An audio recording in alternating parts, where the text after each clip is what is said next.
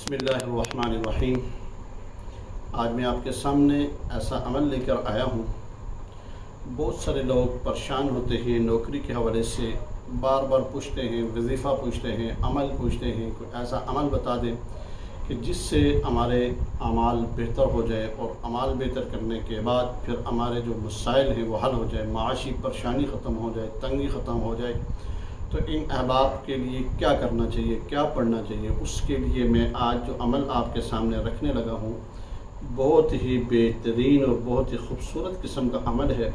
अगर आप इस तरतीब के साथ इसको आप पढ़ते हैं, पहली बात यह है कि बहुत सारे लोग इसमें परेशान होते हैं कि उनका वीज़े का मसला होता है, वीज़ा नहीं लगता, आने जाने में प्रॉब्लम होती है। वहाँ जाकर अगर वीज़ा लग भी जाता है तो वहाँ जाकर सेटिंग नहीं होती।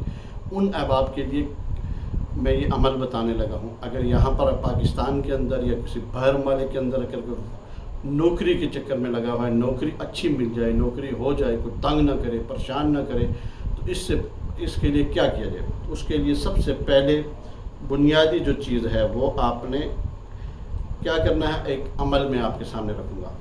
आपने ये अमल पढ़ना है क्या कि पहले सूरह फलक, सूरह नास 11 मरतबा आपने पढ़नी है। पढ़ने के बाद पानी के ऊपर दम करें, दम करने के बाद फिर आपने वो पानी पीना है, ठीक है। उसके बाद फिर एक दफ़ा दुरूद शरीफ पढ़ना है। पानी पीने के बाद फिर आपने एक दफ़ा नमाज वाला दुरूद शरीफ पढ़ना है।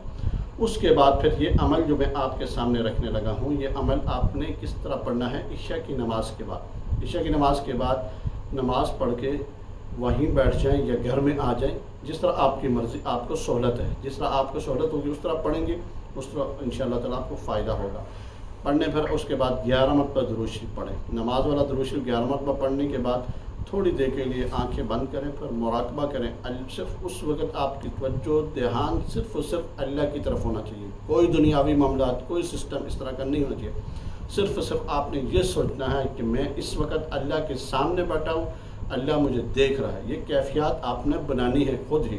और एक बात याद रखना कि जिस वक्त भी कोई अमल पढ़ा जाता है या कोई वजीफ़ा पढ़ा जाता है या कोई ज़िक्र किया जाता है, तो आपकी ज़बान की तासीर वो ख़ुद बनाई जाती है। आप ख़ुद बनाएंगे, कोई नहीं बना कर देगा। ये ज़हन के अंदर बिठाएं। आप उस वक्त दिल और दिमाग को हाज़िर करके बैठेंगे, आपका मसला, आपका मामला हल होगा।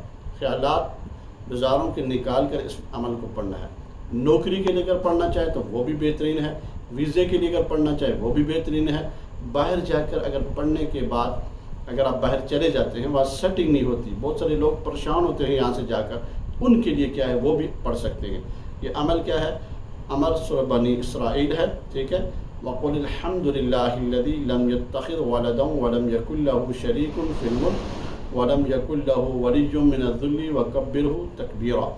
आपने इसको कितनी दफ़ा पढ़ना है? आपने इसको 129 मरतबा पढ़ना है। 129 मरतबा जिस वक्त आप पढ़ लेंगे, 11 मरतबा दुरूद शरीफ, फिर इस आयत को 129 मरतबा, फिर उसके बाद 11 मरतबा दुरूद शरीफ। उसके बाद फिर आपने वहीं बैठकर थोड़ी देर के लिए इस आयत को मुराकबे में पढ़ें, आंखें बंद करके 2 मिनट, 3 मिनट या 4 मिनट, जो आपकी जितना आप कर सकते हैं उस तरतीब से जब पढ़ेंगे तो फिर देख लेना कि इस अमल के अंदर कितनी तासीर बनती है। अपनी नमाज़ों को दुरुस्त करें, अपने नमाज घरों के अंदर माहौल दीनी रखें, और उसके बाद देखें कि आपके घर का माहौल अगर दीनी है, उसके बाद इंशाअल्लाह ताला फिर देख लेंगे कि आपके घर में किस तरह रहमत आना शुरू हो जाएगी, रिज़्क़ वसी तरीके से आना शुरू हो जाएगा। हमारे घरों का माहौल नहीं सही, अपने माहौल को, अपने घर को बेहतर करें।